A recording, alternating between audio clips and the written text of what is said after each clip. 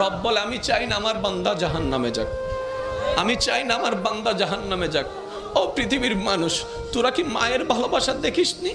বাবা যখন মারতে মারতে তোকে বিছানায় শোয়াই ফেলেছে, বাত বন্ধ করে দিয়েছে তোর অন্যায়ের কারণে। তোর মাটা তোর জন্য 2 বেলা ভাত খাই নাই, 3 বেলা ভাত খাই নাই, 4 বেলা ভাত খাই নাই।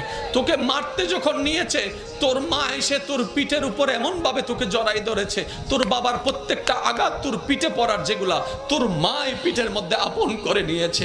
সন্তানের গায়ে আঘাত দিতে দেয় নাই। ও মা, তোর কাছে এত মায়া কেন? ও মা, তোর কাছে এত ভালোবাসা কেন? মা উত্তর দেয়, আমি পেটে রেখেছি 10 মাস, আমি পেটে রেখেছি 10 মাস।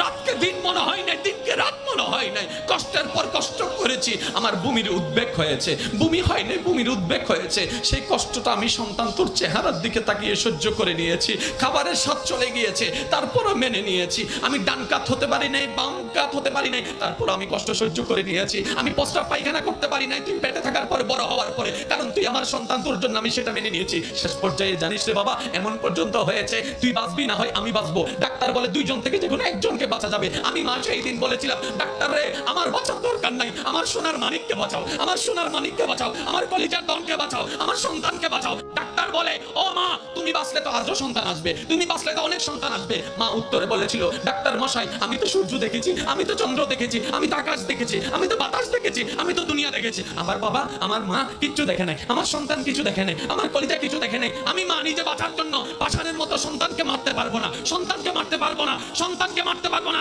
রব বলে, ওই মায়ের তুলনায় 1000 গুণ আমি রক্তকে ভালোবাসি। আল্লাহু আকবার।